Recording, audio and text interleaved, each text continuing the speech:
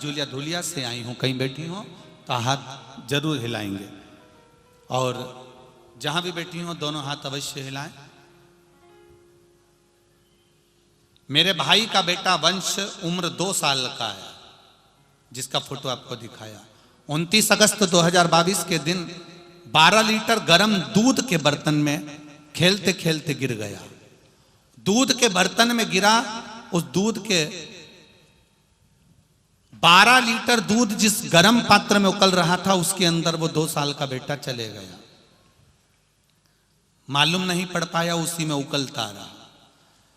डॉक्टरों ने उसका शरीर देखा, जो कि शरीर पूरा जल चुका था, केवल चेहरा थोड़ा सा बच गया था। हम उसे औरंगाबाद के बेमड़े हॉस्पिटल में लेके गए। वहाँ उसे इलाज का खर्च डॉक्टर ने करीबन 10 से 12 लाख बताया। कोई गारंटी नहीं दी कि ये बच्चा बचेगा कि नहीं बचेगा। हमने सोचा अपनी छोटी सी चाय की दुकान और टापरी है, उसको भी बेच दो, पर एक बार बच्चे को तो बचा लें।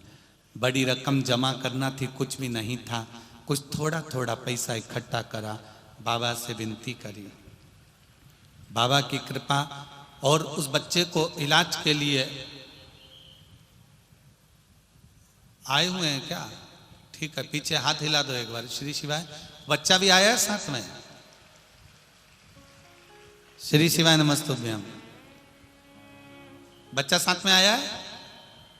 ठीक है, दिख गया। रखिए, गोदी में रखो उसको। बाबा से विनती करी, बाबा बच्चे को बचा लेना। शरीर आधे घंटे के बाद डॉक्टर ने बोल दिया कि इस बच्चे का प्राण शायद चल नहीं रहे, क्योंकि उसका पूरा शरीर जल चुका है। पैसों की भी दिक्कत अपना साथ दे रही थी, बच्चे को बचाना मुश्किल था। 5 सितंबर 2022 के दिन अचानक वंश की तबीयत ज्यादा खराब हो गई और उसके हृदय की धड़कन चली गई। वंश पूरे शरीर से जूझ रहा था, समाप्त हो गया था।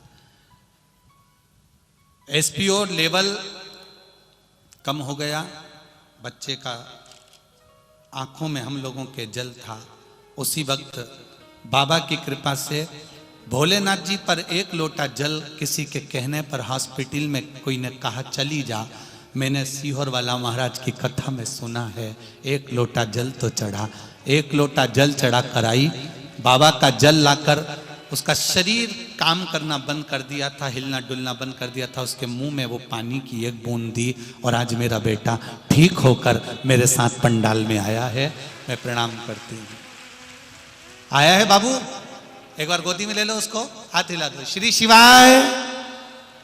बहुत बहुत आओ, स्वस्थ रहिए, आनंद में रहिए। बच्चे का फोटो जिस समय बच्चा पूर्ण तरह से दूध में उकल चुका था।